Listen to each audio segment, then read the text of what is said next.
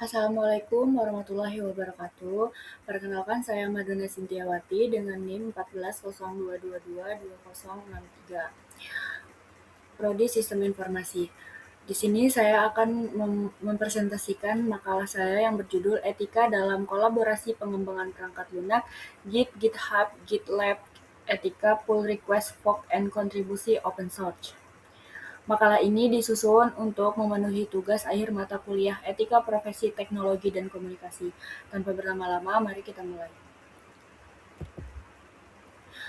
Presentasi ini dibagi menjadi 5 bagian. Pertama, latar belakang, fenomena kolaborasi Git dan persoalan etika yang muncul. Kedua, bentuk-bentuk pelanggaran etika yang kerap terjadi. Ketiga, regulasi dan landasan hukum yang berlaku.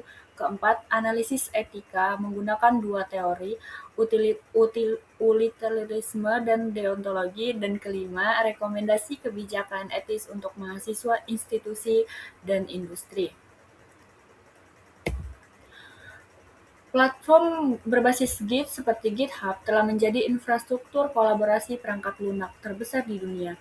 Data terbaru menunjukkan lebih dari 100 juta pengguna aktif, lebih dari 420 juta repositori publik, dan lebih dari 80% proyek profesional menggunakan komponen open source. Namun, di balik kemudahan ini, muncul 4 persoalan etika yang sering diabaikan. Pertama, fork repository tanpa atribusi. Kedua, manipulasi contribution grab untuk keperluan rekrutmen. Ketiga, pull request yang tidak jujur. Dan keempat, komersialisasi kode fork tanpa memenuhi kewajiban lisensi. Keempat persoalan inilah yang menjadi fokus makalah ini. Ada 4 bentuk pelanggaran utama yang teridentifikasi dalam makalah ini. Pertama, fork tanpa atribusi, yaitu menyalin repositori milik orang lain, menghapus nama penulis asli beserta lisensinya, lalu mempresentasikan sebagai karya orisinil. Ini bukan sekadar tidak etis, ini adalah pelanggaran hak cipta. Kedua, kontribusi fiktif. Membuat komit-komit kosong secara otomatis agar grafik aktivitas GitHub terlihat aktif, tujuannya menipu rekruter saat proses rekrutmen kerja. Ketiga, pull request tidak jujur. Mengajukan kode plagiat melalui PR atau menyetujui PR dari pihak yang memiliki konflik kepentingan tanpa mengungkapkannya secara terbuka. Keempat, pelanggaran lisensi fork. Melakukan fork pada proyek GPL untuk produk komersial tanpa menyediakan kode sumber. Ini dapat berujung langsung pada gugatan hukum. Pelanggaran etika digital tidak hanya soal moral, ada regulasi hukum yang mengaturnya secara positif di Indonesia. Undang-Undang Hak Cipta Nomor 28 Tahun 2014 menegaskan bahwa kode sumber adalah karya cipta yang dilindungi. Hak moral atribusi melekat pada penciptanya, dan pelanggarannya dapat dikenakan sanksi pidana hingga 10 tahun serta denda hingga 4 miliar rupiah. Ini berlaku mungkin repositorinya bersifat publik. UU ITE melalui pasal 25 dan pasal 32 melarang penghapusan informasi atribusi pada dokumen elektronik, termasuk menghapus header lisensi atau nama penulis dari file kode. Dari sisi lisensi open source, MIT membolehkan penggunaan bebas selama kredit dicantumkan. GPL mewajibkan kode turunan dirilis terbuka dan repositori tanpa berkas lisensi secara default berstatus outright reserved. Untuk memperkuat analisis, makalah ini mengangkat 2 studi kasus nyata. Kasus pertama pada tahun 2021, komunitas developer internasional mengungkap praktik contribution farming di GitHub, yaitu penggunaan skrip otomatis untuk mengisi grafik aktivitas dengan komit kosong, demi menarik perhatian rekruter.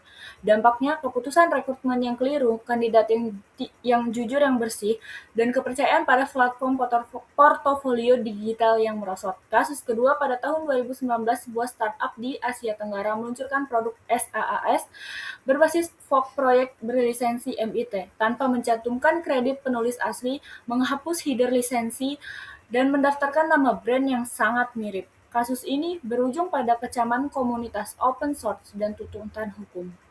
Dua kasus ini mewakili spektrum pelanggaran dari level individu hingga institusional. Analisis etika dalam makalah ini menggunakan dua kerangka teori normatif. Pertama, perspektif utilitarianisme dan Mill dan Bentham yang menyatakan bahwa tindakan benar adalah yang menghasilkan kesejahteraan terbesar bagi bagi banyak orang. Bila kita timbang, keuntungan pelaku memang ada, namun kerugian kolektifnya jauh lebih besar. Pengembang asli kehilangan kredit dan pendapatan, rekruter tertipu, ekosistem open source melemah. Kesimpulannya, pelanggaran ini tidak etis karena gagal memaksimalkan kesejahteraan bersama. Kedua, perspektif deontologi dari Immanuel Kant yang menekankan kewajiban moral universal tanpa memandang konsekuensi. Kant mengajarkan imperatif kategoris, bertindaklah hanya berdasarkan prinsip yang Anda ingin menjadi hukum universal. Jika semua developer memalsukan kontribusi, ekosistem kolaborasi akan runtuh. Selain itu, tindakan ini melanggar kewajiban kejujuran dan hak milik orang lain. Kesimpulannya, pelanggaran ini salah secara inheren tanpa pengecualian. Dua teori yang berbeda, pendekatan satu kesimpulan yang sama. Berdasarkan seluruh analisis, maka makalah ini merumuskan rekomendasi untuk 3 pihak. Untuk mahasiswa dan developer, selalu periksa lisensi sebelum fork. Cantumkan atribusi lengkap di README, jangan buka komit kosong untuk pamer grafik, dan ungkapkan konflik kepentingan saat review kode. Untuk institusi pendidikan, wajib modul etika kolaborasi digital di kurikulum. Gunakan alat MOS atau JPLab untuk mendeteksi plagiarisme dan dorong mahasiswa berkontribusi nyata ke proyek open source. Untuk industri, bentuk open source program Office untuk mengelola kepatuhan lisensi, audit secara lisensi berkala, dan evaluasi portofolio GitHub kandidat secara kritis saat rekrutmen, bukan hanya dari kuantitas komit tetapi kualitas dan keasliannya. Sebagai penutup, ada 5 poin utama yang dapat kita petik dari pembahasan ini. 1.